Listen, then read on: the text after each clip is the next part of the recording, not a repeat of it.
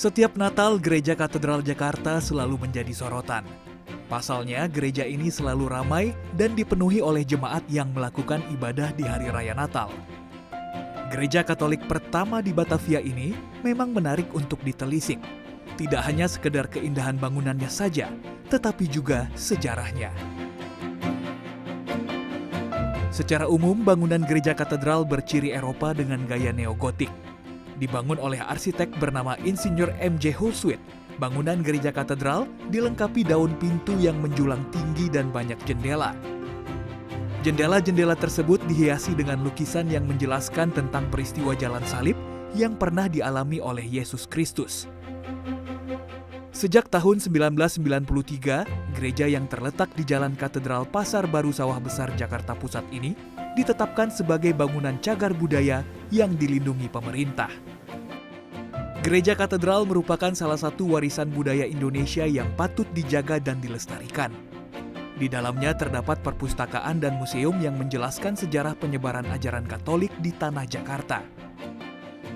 Selain itu, lokasi gereja katedral yang berseberangan dengan Masjid Istiqlal menandakan bahwa sejak dahulu masyarakat Indonesia telah hidup dalam toleransi dan kebersamaan yang sangat tinggi.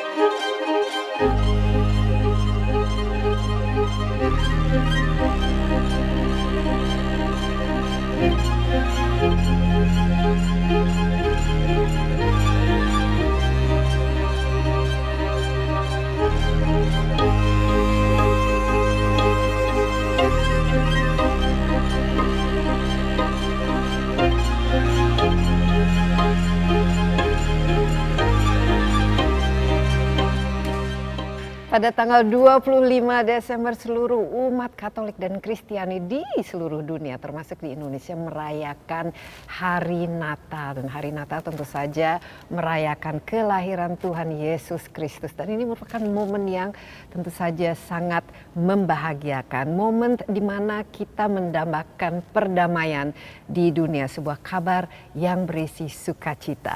Nah, tentu saja ini juga kita menghadapi akhir tahun 2022, kesempatan juga untuk merenungkan ya bagaimana tahun ini sudah berjalan dan kira-kira pesan apa, pesan perdamaian dan pesan Natal yang bisa kita bagikan pada hari Natal dan untuk akhir tahun ini. Sudah berada bersama saya di Gereja Katedral Jakarta, ya, Romo Albertus Hani Rudi Hartoko sebagai Kepala Pastor Paroki dari Gereja Katedral Jakarta ini. Dan kita juga berada di dalam sebuah katedral yang sangat-sangat bersejarah, sangat-sangat indah. Jadi kalau bisa juga luangkan waktu untuk berkunjung ke sini karena di sini banyak sekali yang bisa dilihat ya.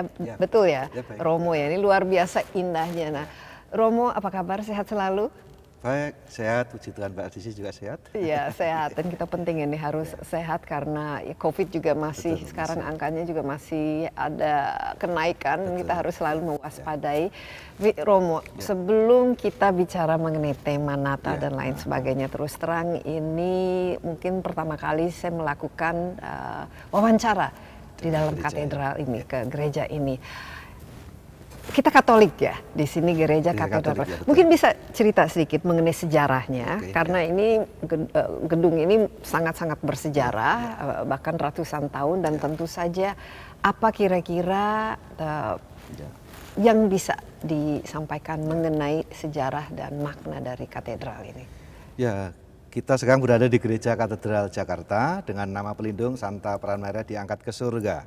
Di setiap gereja Katolik biasanya lalu memakai nama pelindung Santo Santa yang dipilih sebagai pelindung gereja. Dan kita Gereja Katedral Jakarta ini diresmikan tanggal 21 April 1901. 1901, wah Jadi luar biasa ya. 121 tahun. 121 Ya, tahun ya. gedung yang kita ada bersama ini adalah seperti sekarang Masih ini, zaman Belanda waktu seperti itu. zaman Belanda dibangun, dan itu dibangun dalam corak neogotik sebagai langgam dari arsitektur gereja. Ini arsitektur yang klasik dengan beberapa pakem, yaitu arahnya orientasinya adalah timur barat. Jadi altarnya ada di sisi timur, umat masuk dari sisi barat. Jadi melambangkan sebuah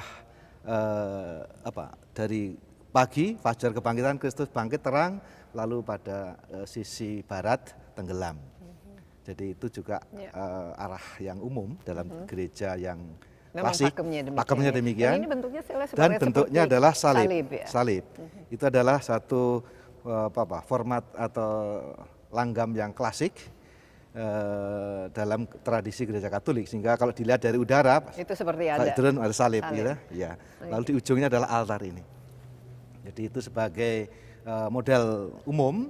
Kalau sekarang ya sedapatnya tempat dan sedapatnya izin. Jadi bentuknya apa? Tapi sekarang lebih juga mengarah kepada bentuk yang sesuai dengan budaya setempat biasanya dipakai. Iya. Tapi kalau ini betul-betul klasik. Betul-betul klasik neogotik, dan kalau kita lihat di sini di dalam ini saya berasa di Eropa ya. Iya, betul. Ini di inaugurasi tahun 1901, lebih dari 121 tahun yang lalu, betul. tapi preparasinya sampai diinaugurasi kan cukup panjang juga kan sejarahnya, Romo. Jadi itu bagaimana dan kenapa di sini persisnya ditempatkan? Lokasi ini adalah sebenarnya lokasi yang ketiga. Lokasi pertama, gedung ketiga maksud saya, lokasi yang kedua. Yang pertama itu di daerah Jalan Kenanga, sekitar Senen, di situ kecil sekali. Lalu kemudian bergerak, lokasi ini lebih kecil, lalu dibangun dan bentuknya lebih sederhana, dan sempat waktu itu mengalami kebakaran. Lalu setelah itu dibangun lagi, dan inilah gedung yang ketiga. Seperti ini ya? Seperti ini, seperti yang sekarang ada dibangun. Itu diletakkan 1899. Jadi 3 tahun ya. Ya, lumayan. Sempat berhenti karena tidak ada uang. Karena kurang anggaran. Kekurangan dana. Tapi ini saya tertarik ya dengan ini kan gereja untuk umat Katolik. Iya, setahu saya kan orang Belanda mereka lebih banyak ke Protestan. Iya, betul. Ya, nah. Jadi ini ceritanya. Padahal ini kan dibangun ya, oleh zaman kolonial ya. Ya, betul. Jadi begini, ini ceritanya gereja ini mungkin relatif muda, karena dalam masa di mana Hindia Belanda di dalam kekuasaan VOC, bahkan umat Katolik itu adalah terlarang. Kita bergerak di bawah tanah, sehingga kita sungguh-sungguh diam-diam. Dan kalau kita melihat dalam didiskriminasi, betul, kita mengalami, karena pada waktu itu ya berlangsung atau ada suatu adagium ya, siapa yang berkuasa itulah agamanya. Jadi kalau ini dikuasai oleh Belanda yang kebetulan Protestan, lalu yang lain juga kurang lebih begitu. Nah, ketika terjadi pergantian politik di Eropa dengan adanya revolusi Prancis, nah kemudian yang jadi gubernur Hindia Belanda adalah orang Katolik. Nah itulah mulai lalu gereja Katolik mendapatkan angin segar, termasuk gubernurnya butuh tempat ibadah. Iya, itu sesederhana itu. Iya, tapi di sejarahnya juga menarik, karena waktu itu di Prancis kan Napoleon Bonaparte, dan Prancis itu adalah negara yang Katolik. Makanya itu. Nah, ini Romo, kalau kita di dalam ini ya seperti saya katakan tadi, serasa seperti katedral di mana-mana di Eropa. Nah, mungkin yang menarik khususnya bagi pengunjung ya, apa-apa saja yang bisa kita pelajari di sini. Kan ada stained window, jadi ada kaca patri dengan macam-macam. Nah, ini mungkin bisa cerita sedikit ya, peran dari misalnya di belakang ada altar dan juga di sini ada jendela. Tadi kita sudah sebut timur baratnya. Tapi secara kemaknaan itu apa? Karena kita tidak menemukan dekorasi atau arsitektur seperti ini di gereja-gereja misalnya Protestan ataupun di karena gereja Katolik itu menyapa seluruh panca indera kita. Jadi mata, maka ada lukisan, ada patung, ada berbagai macam bentuk, orgel, itu kan mata ya, ornamen. Dan sebenarnya yang kita miliki kaca patri ini adalah kaca patri yang sangat sederhana. Sangat sederhana dimaklumi pada waktu itu, tentu dananya terbatas, tetapi tetap dicari bentuk yang itu lebih bentuk dekoratif, bunga, tanaman ya. Ya. Dan kalau di Eropa itu bagian dari katekese, pengajaran melalui cerita-cerita dalam kitab suci.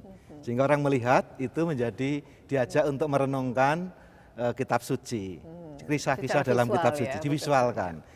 Nah inilah pada zamannya itu mencari cara bentuk untuk mengajar melalui cara yang sederhana, yaitu melalui kisah-kisah yang dibuat dalam kaca patri. Jadi itu salah satu fungsinya, selain tentu saja fungsi yang alamiah yaitu pencahayaan. Iya. Dan Jadi- juga mungkin untuk membuat kita merasa jauh Ya, lebih dan- spiritualnya Ya betul. itu terpanggil. Jadi ini gaya neogotik itu mengambil bentuk yang tinggi, menjulang, lancip, dan lalu diisi dengan kaca patri sehingga bisa tipis, bentuknya lancip. Ya. Dan itu membuat begitu orang masuk, orang bisa melihat dan merasakan betapa kecilnya kita di Iya, hadapannya. yang Jadi begitu itulah, megah ya. itulah jadi yang membuat orang merasa kecil di hadapan Tuhan. Iya. Dan begitu masuk lalu bisa melihat dan semua diarahkan pada satu titik, yaitu altar. Iya, nah bisa cerita sedikit karena Ya. di sini kan ada juga Ya. patung, ada lilin Ya, dan ya. ada meja dan lain Ya. sebagainya. Cerita mungkin maknanya Ya, Pak. jadi kalau kita melihat tabernakel atau altar pada yang kita ada dalam perubahan tadi. Sebelum Konsili Vatikan kedua, umat itu berdoa menghadap satu arah. Imam juga menghadap ke altar. Nah, dengan adanya perubahan Konsili Vatikan kedua, imam menghadap umat. Jadi lalu ada sedikit perubahan, maka ditambahkan meja altar ini, meja korban, meja perjamuan. Nah, di ujung sana itu lalu digambarkan bagaimana ada salib, biasanya sebagai tempat mengingatkan kita akan makna pengorbanan Yesus dalam korbannya untuk keselamatan kita semua. Demikian juga meja perjamuan itu disiapkan roti anggur, nanti akan dibagikan kepada umat. Jadi itu demikian juga ada dari sisi levelingnya, Ya. ada perubahan. Jadi yang pelataran ini umat, ini petugas, Dan ini lebih ini tinggi. imam, ini yang paling tinggi yang hanya untuk dalam ditahtakan sakramen kudus di sana. Jadi itu dari segi levelingnya juga digambarkan level-levelnya. Maka umat hanya bisa sampai batas ini, sehingga hanya petugas saja yang di sini dan di sana hanya imam. Kalau melakukan baptis dan lain sebagainya itu di mana biasanya? Ada Romo? tempatnya. Ada, kita di ada altar tempatnya Maria. di Altar Maria di mana itu ada bejana baptis selalu ada di situ. Dan kita sebagai gereja katedral di sini ada yang namanya katedra. Disebut katedral karena ada katedra. Oke, jadi ini yang membedakan gereja Gereja biasa lain. dengan Ya, gereja betul. katedra itu sendiri artinya apa ya? Katedra itu berarti kursi. Maka kita melihat di sana ada kursi. Kursi adalah kursi untuk uskup, pimpinan kita, di mana disitulah beliau memimpin, mengajar, tapi juga memimpin ibadah. Jadi setiap keuskupan punya katedral, dan disitulah tepatnya Bapak Uskup kita memimpin upacara-upacara resmi. Disitulah beliau mendapatkan perannya sebagai pemuka jemaat. Justru menunjukkan kita dapat hidup bersama, hidup berdampingan dalam kebersamaan, dalam persaudaraan, dalam harmoni, dalam damai. Nah, Iya. inilah simbol justru penting sebagai bangsa, inilah Indonesia. Setidaknya dari sisi agama, bahwa dua agama bisa hidup berdampingan dalam damai. Nah,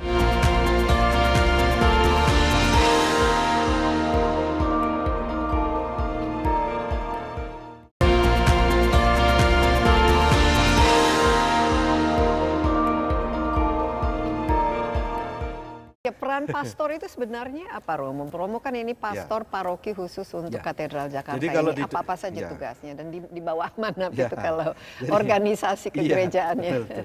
Jadi kalau di organisasi kegerejaan itu kita ada gereja setempat, namanya gereja keuskupan. Kita dan di keuskupan itu ada beberapa paroki-paroki. Nah, setiap paroki itu adalah gereja, sekaligus juga imam yang bertugas untuk mengelola seluruh kehidupan umat dari mulai dia lahir sampai mau meninggal, itu pelayanan seluruh Jadi jemaat. punya komunitasnya sendiri yang betul-betul Dan dilayani. setiap ya? paroki itu ada batas wilayah-wilayahnya, teritorial administratif saja. Tetapi umat Katolik itu bisa ikut ibadah kemana saja. Iya, nah kalau Tetapi di Indonesia ini ada berapa ya jumlahnya sekarang? Dan Kita kalau ada khusus untuk satu beberapa- paroki biasanya ada berapa umatnya? Kalau ya tergantung. Ya. Ada paroki yang kecil sekali, ada misalnya Kalau seribuan. yang di khusus Kalau katedral gereja ini Katedral Jakarta ada berapa? 6.700-an. Oh, lumayan ya. Lumayan, jadi di wilayah kita sekitar sekitar sini. Dan Gereja Kusuma Agung Jakarta itu punya 69 paroki. Ya. Jadi dan di keuskupan-keuskupan itu lalu di Indonesia lalu ada namanya Konferensi Wali Gereja Indonesia.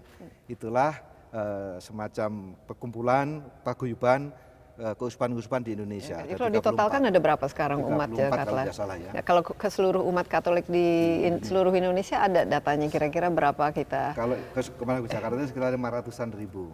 Total kurang lebih 10-an lah, sekitar 10-an. 10 ini. 10 juta. 10 juta ya seluruh Tersebar di seluruh Indonesia. Indonesia. Ya, dan kurang ini lebih ya. dan semuanya Harus ini melihat. kan yang paling tinggi kan tentu saja paus ya Ya, sekarang. betul. Jadi kita ada namanya paling kecil namanya paroki, lalu keuskupan, lalu di konferensi wali gereja, di atasnya lagi konferensi uskup se-Asia, Ya. lalu baru di atasnya lalu di bawah paus di Roma. Nah ini terbuka untuk umum tentu saja, Ya.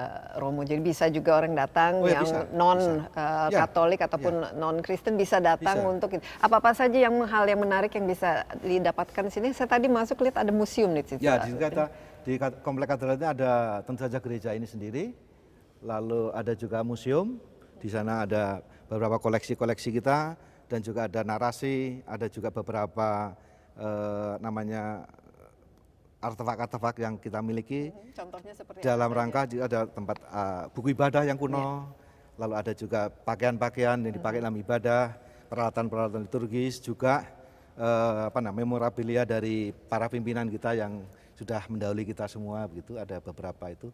Termasuk juga beberapa kenangan kunjungan paus, Ya. 2 paus ke sini. Tahun berapa itu? Tahun 70-an Itu kalau saya Paus kira. Paulus Paus John. 6 Ha. dan juga 80-an 80 berapa itu? Itu 80-an ya. Itu John Paul, John Paul Yohanes II. Paulus kedua Iya, ya, itu. betul. Ya. Jadi ada apa yang dipakai, piala yang dipakai, piala yang dihadiahkan ke kita, baju yang beliau pakai. Iya, jadi banyak sekali di sini yang Termasuk menarik juga ya dari tongkat. segi Ya, gitu. dari segi sejarahnya. Tapi Iya. bukan itu saja yang menarik, tapi pasti seberang ini sudah ada masjid Iya. kita Istiqlal. Betul. Dan setahu saya ini kan bagian dari renovasi Betul. yang baru itu sekarang ada namanya terowongan, Iya. terowongan silaturahmi. Nah Betul, ini betul. juga menurut saya tuh sangat penting, sangat Iya. bermakna apalagi di Indonesia ini yang kita menjunjung tinggi kebinekaan. Bisa cerita sedikit mengenai terowongan silaturahmi ini dan bagaimana Ya, ini Romo suatu yang sendiri menarik, punya? saya kira bagian dari sejarah kita. Ya. Jadi gereja katedral ini tentu kalau dibanding gereja Eropa sangat kecil dan tidak ada apa-apanya. Sangat sederhana, tetapi untuk kita sangat bermakna karena nilai sejarahnya. Terutama dalam sejarah juga keindonesiaan kita. Jadi ketika Pak Presiden Soekarno berencana membangun Masjid Nasional sebagai ungkapan syukur atas kemerdekaan, yang nanti diberi nama artinya Istiqlal, itu sejauh kita membaca sejarahnya, itu ada suatu diskusi menarik. Di mana lokasinya? Nah, itu dia. Lokasinya di mana? Dan pada waktu sejauh saya tahu, membaca sejarah itu ada 2 pilihan lokasi. Yang pertama di lokasi sekarang ini yang dulu dinamakan Taman Kota, Taman Wilhelmina, Ratu Belanda. Dinamai atas nama. Wilhelmina ya, Wilhelmina. Wilhelmina. Lalu satu lagi ada di daerah sekitar Kebun Kacang, sekitar sekarang jadi Grand Indonesia, jadi Mall Indonesia itu. Di situ, dekat Bundaran HI. Ya. Itu 2 pilihan. Dan masing-masing punya pendapat yang masuk akal. Di daerah yang satunya sekitar Kebun Kacang, sekitar Grand Indonesia sekarang ini, di sana kenapa? Dekat, karena di situlah komunitasnya. Ada warganya, masyarakat di situ, banyak. Yang kedua itu juga dianggap sebagai pusat kota. Pada waktu karena Bundaran HI. Yang ketiga saya tahu adalah ya kita ingin jauh-jauh dari simbol-simbol kolonial. Karena sekitar sini adalah simbol kolonial. Di situ yang kata di lapangan Banteng, ini Taman Wilhelmina, lalu di seberang sana ada yang sekarang jadi gedung Kementerian Keuangan, itu adalah sebenarnya gedung putih yang rencananya, tapi belum sampai dipakai.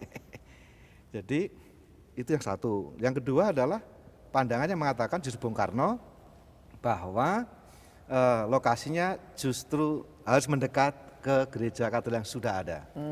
Demikian juga agak dekat sedikit dengan gereja Immanuel. Jadi beliau menunjukkan ini penting simboliknya. Yang pertama bahwa lokasinya ini justru kita menunjukkan kedaulatan kita atas simbol-simbol kolonial.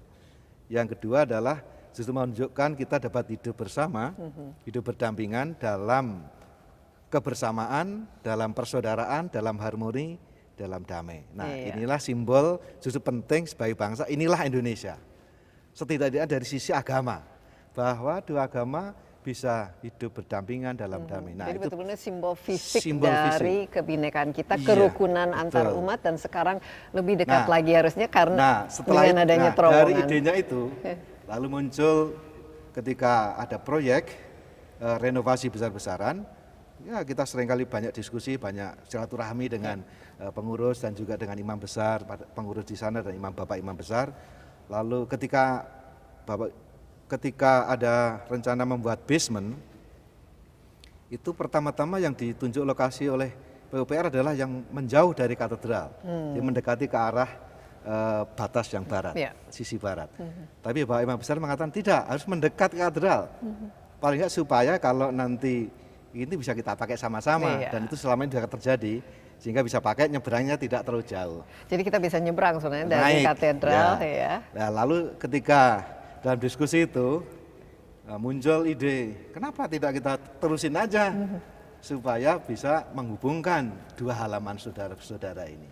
Jadi kita dari bertetangga menjadi bersaudara. Iya. Jadi dan sering kita pakai adalah kita tidak berseberangan, tapi kita berdampingan. Berdampingan. Jadi kata juga tanda penting Iya, untuk jadi membangun bukan sebuah image. berseberangan tapi berdampingan, dan sekarang sudah dikoneksi Ya, ya, betul, jadi ada ya. semua tali silaturahmi Betul. sehingga bisa parkirnya juga bisa Ya, bareng ya. Demikian juga demikian yang idenya lalu pada waktu itu ada beberapa diskusi pilihan-pilihannya.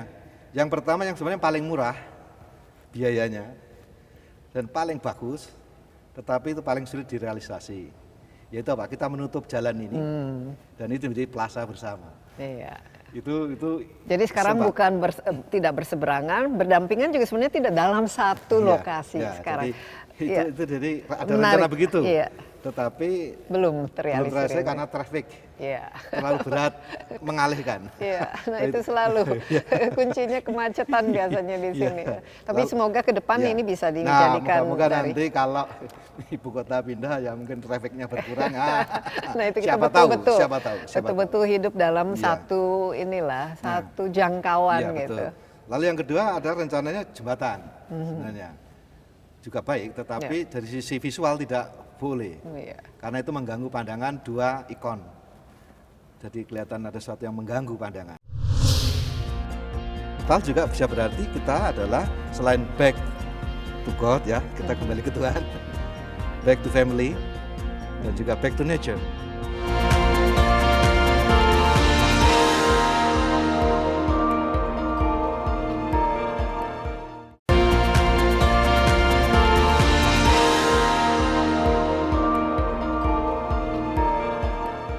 Romo, masih banyak sebenarnya saya ingin tanyakan mengenai arsitekturnya. Ada 3 semacam tower juga, Ya, ya, spires ya. kan. Tapi ini saya mau kita masuk ke dalam inti Ya. dari spirit ya Natal ini sendiri. Ya. Tahun ini kita lihat itu tahun 2020 itu Ya. tahun yang penuh dengan tantangan. Ya kita ya, konflik. Ya. Kita juga baru selesai pandemi, sampai ya, sekarang betul. masih belum 100% selesai. Konflik di Rusia dan Ya. juga dengan bermacam-macam tantangan ekonomi dan lain sebagainya, bencana alam yang juga kita alami tahun ini, dan juga bentuk-bentuk kekerasan, dan masih ada di tengah kita tentu saja bentuk dari intoleransi dan lain sebagainya. Bisa cerita sedikit mengenai tema yang Natal yang sudah disepakati untuk tahun ini, tapi juga kita melihat tahun ini cukup sukses dengan merayakan G20. Dan tema juga recover together, recover stronger, dan lebih baik, lebih kuat dan lain sebagainya. Bisa cerita? Ya, tema kita Pasar Natal tahun ini DKW dan VGI mengambil inspirasi dari Injil Matius 1 ayat 12. Bagian penutup dari kisah kunjungan orang Majus dari timur kepada kanak-kanak Yesus. Dikatakan pergilah mereka pulang ke rumahnya melalui jalan yang lain. Pergilah mereka pulang ke rumahnya melalui jalan lain. Nah, ini sangat simbolik juga kisah ini. Jadi biasanya kita ambil ini kisah ketika orang Majus itu menggambarkan dia dari kalangan atas. Kalangan yang berilmu, kalangan cendekia, kalangan juga mampu, karena maka tandanya juga berbeda. tandanya mulai bintang. Sementara ketika pada gembala, tandanya bayi di palungan, sangat dekat dengan pengalaman mereka. Ketika menyapa kepada para majus, orang sarjana, orang pinter, orang berilmu, tandanya bintang. Jadi lihat, tetapi semua akan mengacu mengarahkan orang pada yang sama, yaitu berjumpa dengan Yesus dalam palungan dari Bethlehem. Nah, itulah saya kira yang menjadi gambaran betapa Yesus datang untuk semua. Lintas strata sosial, baik yang sederhana maupun yang cerdik cendekia, baik yang miskin maupun yang kaya, dan berbagai macam bangsa. Di simbol ini dipakai untuk memperkuat, mengingatkan bahwa ia datang untuk semua. Dan karena itu perjumpaan dengan Yesus, ketika mereka mencari, membaca tanda tetapi sempat juga hilang. Mereka juga kebingungan bagaimana nih meneruskan perjalanan, hilang. Sampai bintangnya itu. Hilang, ya bintang itu sampai akhirnya muncul kembali dan terarah kepada bayi yang disembah, datang disembah. Sehingga menunjukkan betapa hidup kita juga dalam perjalanan kadang-kala kehilangan arah, kadang-kadang kita kehilangan impian-impian kita, yang kalau dalam istilah ini banyak hal karena pandemi jadi ambiar, jadi buyar, itu pengalaman hidup kita, cita-cita, harapan semua menjadi. Nah, disitulah kita diajak untuk melihat semuanya dengan cara yang baru. Maka dikatakan pergilah mereka pulang ke rumahnya melalui jalan yang lain. Itu dalam secara rohani juga berarti bahwa perjumpaan dengan Tuhan Allah yang beserta kita itu bisa membuat kita semua menemukan jalan-jalan lain, jalan-jalan kreatif, jalan-jalan baru untuk menatap masa depan, tantangan kita dengan penuh pengharapan. Karena jalan-jalan baru, cara lain. Mungkin dengan pandemi ini juga memaksa kita untuk mengubah cara kita memandang sesuatu. Mungkin bisa kalau kita satu-satu, karena di Indonesia kan persoalannya tadi cukup banyak, cukup berat. Mungkin satu persatu ya, karena yang paling penting itu adalah bagaimana menjaga kebinekaan, bagaimana menjaga kerukunan yang secara fisik ini kita sudah lihat dan sudah bisa hidup harmonis. Tapi kita mulai dari misalnya ketabahan mengalami atau menghadapi bencana seperti pandemi, bencana alam dan lain sebagainya. Apa kira-kira cara pandangan baru yang menurut Romo itu penting kita adopsi ya supaya kita bisa lah keluar dari kegelapan bencana, dunia yang penuh bencana ini dengan cara-cara baru? Yang pertama adalah memandang bahwa satu misal soal alam ya. Seringkali kita berkata alam tidak lagi bersahabat, alam tidak ramah. Alam nggak ramah. Enggan bersahabat ya, dengan tapi saya kira harus dikoreksi. Justru yang terjadi adalah manusia sendiri yang cukup sembarangan, tidak bertanggung jawab, manusia yang semena-mena terhadap alam. Itu saya kira hal yang patut direfleksi kita. Jadi ada bencana karena bencana memang alam yang kita sungguh-sungguh tidak bisa memprediksi, tetapi ada juga bencana-bencana yang akibat dari keteledoran manusia sendiri untuk mengelola, merawat alam bumi rumah kita bersama ini. Kalau kita melihat dalam ajaran yang disampaikan Paus Fransiskus dalam Laudato Si, itu jelas di mana kita diajak membuat suatu tafsir ulang. Kadang-kadang kita keliru menafsirkan ayat. Implikasinya luar biasa. Kan dikatakan ya kuasailah dan bernakjul dan kuasailah bumi ini dengan segala isinya. Diterjemahkan sebagai eksploitasi. Eksploitasi dan eksploitasi habis-habisan. Tapi lupa untuk merawatnya, untuk memelihara kesinambungannya, kelestariannya. Nah, aspek ini yang mau diingatkan. Jadi bagaimana kita bisa aspek merawat dan tanggung jawab, karena kalau tidak akan jadi kehancuran yang luar biasa. Dan pandemi juga saya kira menarik. Kalau kita melihat pandemi apa kira-kira yang bagaimana cara kita bisa memandang adanya pandemi? Ya, pandemi selalu kita bisa melihat bahwa ini justru bukan, kadang-kadang orang memaknai ini hukuman atau apa. Saya kira itu bukan cara yang positif justru. Bolehlah kita refleksi tadi, barangkali kita ikut berkontribusi, ikut kontribusi terhadap berbagai macam kerusakan ini yang akibatnya akan kita alami, tapi juga bagaimana kita sendiri menata seluruh hidup ini dengan bertanggung jawab sehingga alam juga menjadi bisa ya bernapas lega, bersahabat dengan. Makanya Natal juga bisa berarti kita adalah selain back to God ya, kita kembali ke Tuhan, back to family dan juga back to nature, paling tidak kalau dibuat singkat bisa begitu. Kita diajak kembali lagi ke alam, bagaimana kita bersahabat dengan alam karena Yesus hadir dengan seluruh kesatuan alam, dengan gembala, dengan malam hari, dengan padang, dengan juga dengan bintang. Itu menunjukkan bahwa relasi kita dengan alam itu menjadi harmonis. Nah, itu saya kira juga bisa ditarik ke sana. Kalau dari contoh nyata ya, apa-apa saja yang bisa dilakukan dan juga apa yang sudah dilakukan khususnya di paroki Romo sendiri. Karena memang kita selalu bicara sekarang mengenai pentingnya menjaga keberlangsungan dan juga mengurangi dampak perubahan iklim, pemanasan global dan harus semua itu serba climate environmental friendly, bersahabat dengan lingkungan. Apa-apa saja contoh nyatanya? Jadi kita juga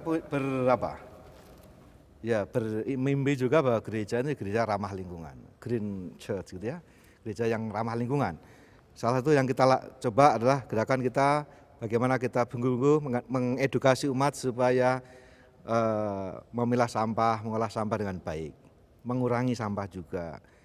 Belajar juga kita membuat kampanye tentang dengan tas yang bisa kita pakai, kita dengan tema itu.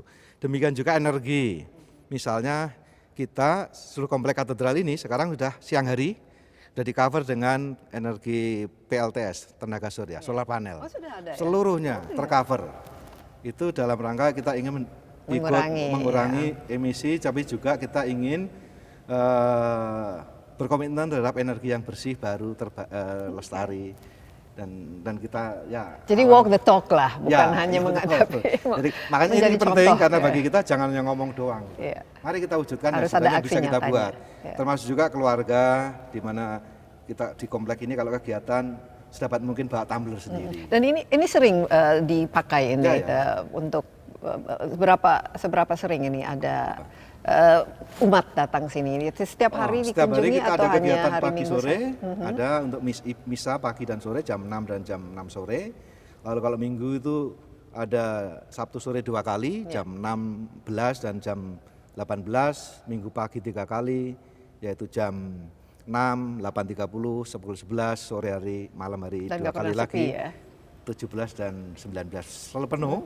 Dan karena itu kita ikut juga mempromosikan supaya kepada umat ini ada contohnya bisa dibuat dan juga secara finansial, secara ekonomis bisa dihitung. Wah, ternyata kita juga ada penghematan kurang lebih 25 sampai 30% dari karena cost menggunakan PLTS ini. Ini penting. Contoh. Bawa tumbler juga. Iya, tumbler sederhana. Sendiri-sendiri. Jadi begitu. Termasuk kalau ibadah kita sudah nggak lagi pakai teks, paperless.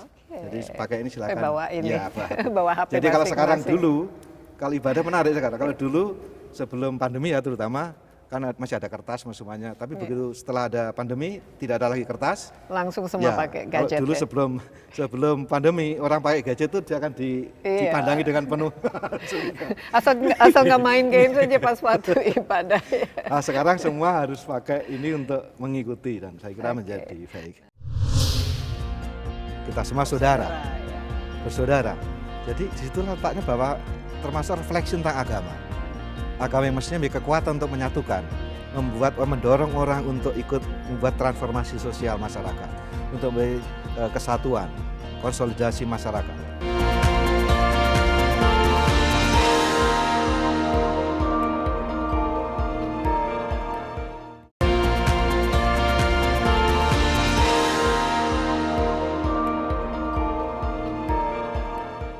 Satu lagi tadi yang penting, karena kalau perayaan Natal ini kan selalu mengingatkan kedamaian, kesejukan, kegembiraan. Nah, kita tahun ini seperti saya katakan tadi banyak sekali hal-hal yang susah ya, menantang ya. Konflik juga secara global kita rasakan dan juga ya macam-macam lah yang memang mau tidak mau kita harus melihat cara-cara baru untuk mencapai kerukunan, keharmonisan, perdamaian, peradaban baru. Apa-apa saja yang kita bisa terapkan atau renungkan khusus untuk Indonesia dan refleksi apa yang perlu kita bawa? Ya, kalau kita melihat dan juga disambutkan dalam pesan juga bahwa kita diajak menyadari betapa kita ini, kebinekaan kita itu di satu pihak merupakan kekayaan yang harus kita syukuri. Kita negeri yang begitu beragam, tetapi juga itu bisa berarti menjadi potensi untuk sumber konflik, untuk konflik dan kekerasan, kalau kita tidak bisa mengelola dengan baik. Maka kesadaran pertama adalah sebenarnya juga dalam Natal adalah bahwa Yesus hadir sebagai manusia, ini saudara untuk semua. Maka konsep saudara ini penting. Karena kalau kita memandang lain sudah bukan saudara, sebagai sesama makhluk ciptaan Tuhan yang memiliki martabat yang sama, tentu lalu itu menjadi dasar paling awal. Karena dengan begitu kalau kita berbeda berarti kita bermusuhan. Itu kan satu pola pikir yang memang harus diedukasi supaya berbeda itu adalah sebuah kenyataan dalam dunia yang plural ini. Berbeda apa saja, suku, agama dan sebagainya. Dan kalau kita bisa mensyukuri itu, maka kita diajak untuk mencari bagaimana dapat bekerja sama satu sama lain dalam isu yang sama, yaitu tentang kemanusiaan, tentang penderitaan, tentang masalah iklim, masalah lingkungan hidup, masalah berbagai macam masalah sosial di sekitar kita. Itulah energi kita ke situ. Cari common ground, ya, kebersamaan, betul. Bukan perbedaan bukan yang perbedaan. menjadikan fokus. Dan kita sudah punya landasan itu sebenarnya. Bagi saya salah satu yang menarik dalam refleksi saya sebagai imam gitu ya, pastor melihat situasi pandemi ini adalah bahwa ternyata di tengah situasi yang mungkin memprihatinkan, yang buat kita mungkin juga berduka, kehilangan, tapi juga ada harapan di situ. Contohnya? Yaitu bahwa di tengah itu justru munculnya semangat solidaritas, semangat kegotong royongan, saling membantu. Itu luar biasa dan itu saya kira membuat kita terasa dan itu tanpa membedakan lagi. Saya kira itu satu hal yang menarik, bahwa justru dalam titik-titik di mana ada perjumpaan kemanusiaan lebih-lebih karena penderitaan, maka orang tergerak untuk saling membantu sehingga terjadilah pemulihan yang lebih baik. Saya kira kalau di luar yang macam-macam teknis, saya merasa bahwa sebagai orang beragama cukup optimis ya? Optimis bahwa justru kalau kita kekuatan kita, solidaritas kita yang teruji, kita saling berbagi, saling membantu luar biasa, vaksin semuanya kita saling membantu. Itu saya kira menjadi kekuatan kita untuk segera pulih gitu ya. Pulih dari ini dan itulah di tengah kegelapan ini ada secerah harapan. Itu dari sisi itu, maka dalam arahan Bapak Uskup, terutama Uskup Agung Jakarta, kita mengajak dua hal penting untuk menjadi guidance kita ya, secara sederhana, yaitu yang pertama adalah peduli tadi, keseakawanan, solidaritas. Apalagi kalau ada bencana. Yang kedua adalah cinta tanah air. Ini yang oleh Bapak Uskup kita sungguh-sungguh diharapkan, karena itulah kalau kita menjadi orang Katolik, itu berarti kita menjadi orang Indonesia sejati. Pertama-tama kita harus mengatakan saya orang Indonesia. Yang memilih, saya memilih jalan sebagai jalan yang saya pilih adalah menjadi Kristen, menjadi Katolik. Tapi pertama-tama ditanya, saya orang Indonesia. Makanya kebinekaan itu, itulah spiritnya itu betul-betul. Dan gereja ini, komplek ini juga punya menjadi saksi sejarah yang kuat, karena termasuk bagian dari proses lahirnya Sumpah Pemuda. Di gedung aula di belakang itu adalah tempat ketika sidang pertama Kongres Pemuda yang kedua, 27 Oktober 1928. Jam 19 dibuka oleh pidato Yamin yang luar biasa. Dan situlah bagian dari sejarah itu, maka kita ingin sebagai bagian dari bangsa ini merawat itu. Betapa negara kita itu lama sekali dijajah, dikatakan 300-an tahun. Benar, tapi faktualnya seperti apa? Tapi dalam jangka sekilas terjadi akselerasi ketika mulai 1908, lalu 1928, Sumpah Pemuda, satu nusa, satu bangsa, satu bahasa. Ketika kita bersatu, maka akselerasinya luar biasa, dan 1945 kita merdeka. Jadi saya kira kalau kekuatan ini kalau kita bersatu, memang akan terjadi akselerasi. Makanya kita punya Bhinneka Tunggal itu penting. Tapi kalau saya lihat juga dengan tantangan, ini bukan saja tantangan di Indonesia, tapi di seluruh dunia ya. Apalagi masalah konflik dan kekerasan sekarang berbasis etnis, sara, agama. Nah ini kan banyak sekali, sekarang tuh arahnya tuh begitu. Dan belum lagi dengan adanya media sosial yang membuat semua kekacauan ini itu semakin meledak. Nah, kalau dari Romo sendiri, kira-kira aksi nyata ataupun secara praktisnya yang kita bisa mengingatkan kembali, ya, bahwa kita harus mencari persamaan, bukan fokus justru kepada perbedaan, karena perbedaan ini yang membuat intoleransi. Perbedaan inilah yang membuat orang itu merasa tidak nyaman atau hebat sendiri. Nah, sementara Indonesia ini kita paham mayoritas adalah negara Muslim ya umatnya. Tapi di sini ada rumah untuk semua agama besar ya. Ini bagaimana menurut Romo supaya semua yang kehebohan ini, apalagi tahun 2024 kita nanti masuk ke tahun apa secara praktek yang bisa secara praktis lah yang bisa dilakukan untuk reaching out gitu, untuk membuat menarik semua bersama-sama. Ya, kita diajak memang membangun sebuah kesadaran baru dari apa yang sudah diletakkan oleh para pendiri bangsa kita itu tadi. Hal yang sangat sederhana sebenarnya, terutama memandang semua orang itu saudara. Itu sendiri sudah akan membongkar. Maka kita katakan membangun jembatan yang menghubungkan daripada tembok-tembok yang memisah. Kita kan harus mengedukasi juga bagaimana kita bisa berbeda, dan justru karena itu kita kenal juga ungkapan toh tak kenal maka tak sayang. Sebenarnya banyak ungkapan-ungkapan dari kekayaan tradisi budaya kita sendiri yang sebenarnya mengarahkan kita untuk ke titik yang sama tadi. Jadi ini saya kira hal yang menarik bagi saya, justru betapa dalam dan luas visi bangsa kita itu, pendiri bangsa kita itu. Saya sendiri sangat tertarik mendalami bagaimana bacaan-bacaan dan wawasan dari para pendiri bangsa. Bukunya Soekarno, bukunya Hatta, Syahrir, Tan Malaka, Agus Salim, dan berbagai buku-buku itu. Saya merasa luar biasa ini mereka ini pada zamannya begitu.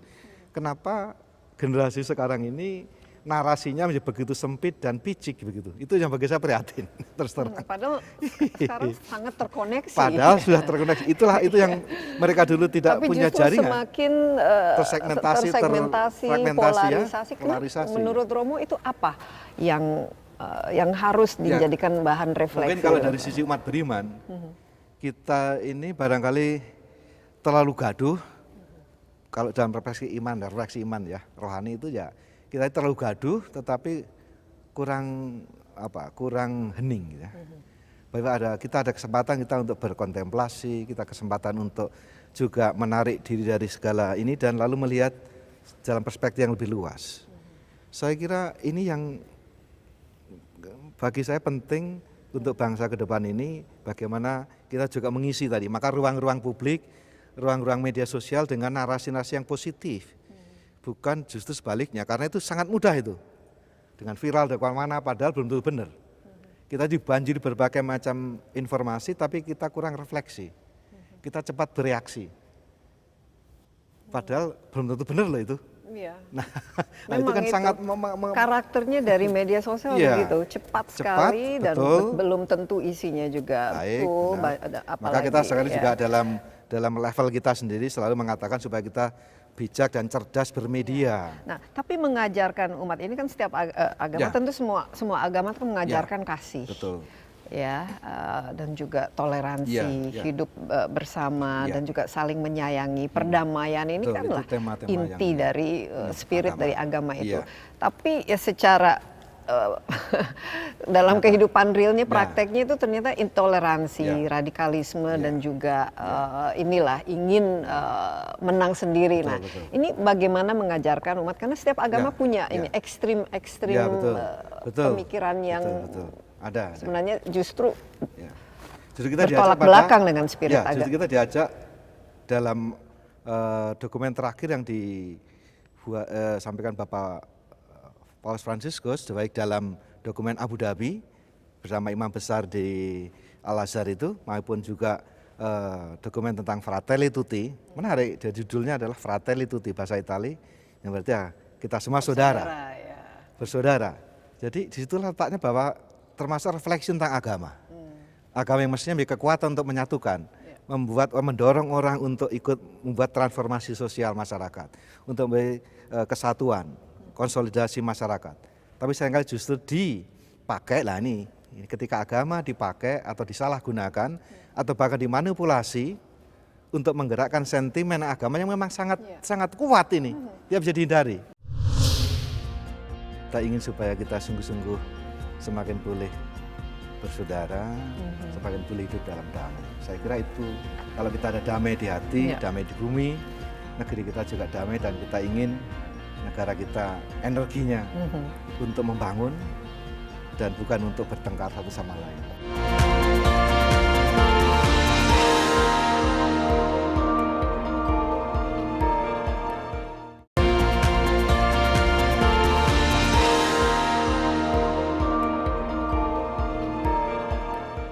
Misalnya saya ingin tahu ya mungkin pemikiran Romo mengenai perlindungan terhadap minoritas dan juga mungkin ini kan dari pemerintah ya, seharusnya kan negara kan harus memang hak asasi manusia itu sudah merupakan bagian ya dari kita negara kita. Apa kira-kira masih harus diperbaiki supaya kenyamanan hidup rukun bersamaan itu apa yang mesti masih harus diperbaiki? Karena saya lihat mungkin banyak kayak undang-undang yang justru bikin bingung, gitu, bikin orang semakin curiga dan lain sebagainya. Apa yang perlu diperbaiki?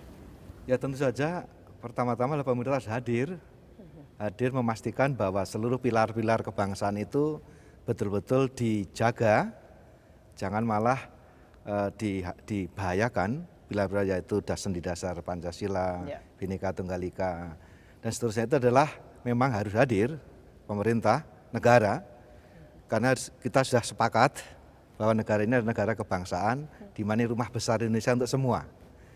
Dengan demikian semua pihak bisa merasa nyaman dan aman dan bahkan bisa saling berkontribusi. Dalam Gereja Katolik selalu akan berdiri pada prinsip dasar dalam politik, yaitu ya politik yang bermartabat, politik yang berpihak kepada dua nilai penting, yaitu ya menghormati martabat manusia siapapun.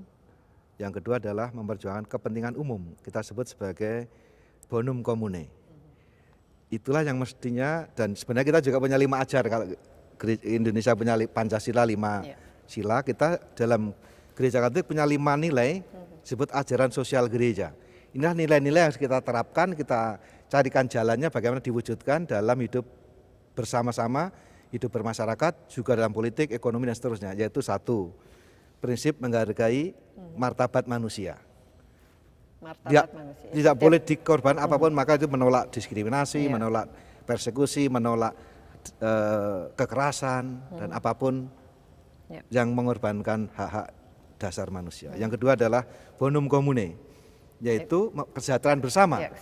Siapapun yang berkomitmen untuk kesejahteraan bersama, ya itu harus kita lihat.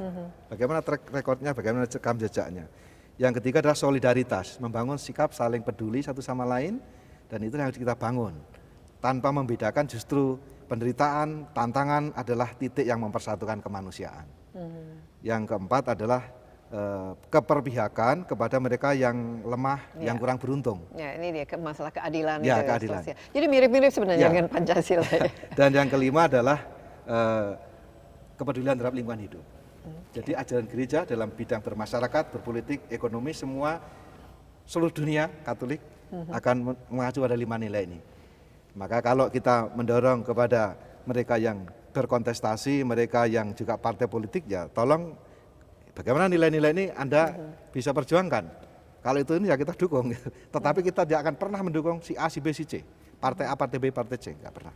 Iya, nggak boleh dong. Nggak boleh. Iya. Gereja Katolik tidak boleh berpolitik praktis dan partisan. Iya, dan ini juga terserah dengan pemilih yang masing-masing. Dan kita akan menggerakkan kepada umat kita, silahkan gunakan kecerdasan Anda, gunakanlah data-data yang ada, menjadi pemilih yang bijak. Tapi kalau mereka memperjuangkan hal-hal ini, saya kira itulah yang menjadi harapan kita semua. Iya, dan mungkin untuk kita-kita semua jangan menjadi orang yang gampang dihasut. Iya, betul. Jadi kalaupun itu, ya, jangan sampai memilih hanya karena satu agama, karena memilih karena satu etnisnya. Itu saya kira sangat merusak.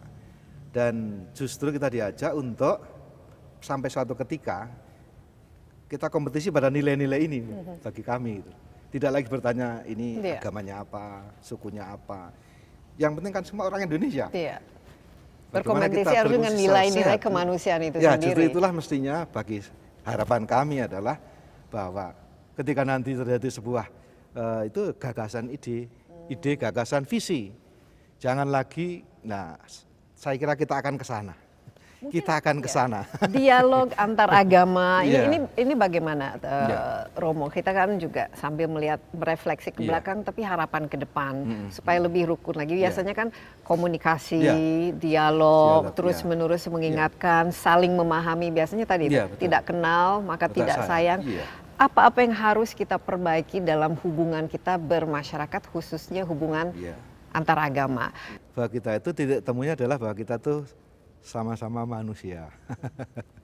Intinya itu ya. Kita sama-sama manusia dan saudara. Itu akan membuat yang lain-lain menjadi sebuah varian yang tetap ada, tapi jangan sampai itu yang menjadi menjadikan kita perbedaan itu justru malah membuat kita menjadi terpecah belah. Jadi misalnya ya salah satu kita ngajak orang membangun kepada saudara umat kita untuk mengenal satu sama lain, untuk juga terlibat dalam hidup masyarakat, ikut juga dalam berbagai macam aktivitas yang sama. Dan misalnya kalaupun contoh konkret, saya akan mengatakan bahwa kalau ada kerja bakti hari Minggu, ya ikut gitu. Jangan alasannya saya ibadah lah, ibadah kan banyak waktunya, bisa milih waktu. Jadi nggak ada alasan untuk itu. Termasuk misalnya praktek yang baik. Dengan Istiqlal misalnya kalau ada Idul Adha kita juga ikut partisipasi sapi kurban itu supaya digunakan untuk mereka yang membutuhkan, ya bagi kita ya bagian dari membangun dan kita kan memiliki rasa persaudaraan itu kan justru membuat kita bahagia. Iya, justru itu. Iya. Ya. Dan being nice, being nice itu kan penting gitu. Setidaknya bahwa kita bisa bersama. Saya sendiri mengalami pengalaman dulu di Jawa Tengah. Itu yang indah kalau ada misalnya yang katakanlah yang meninggal, itu yang katakan yang meninggal Katolik, maka kita ada misa ibadah Katolik, yang lain berdoa juga cara lain.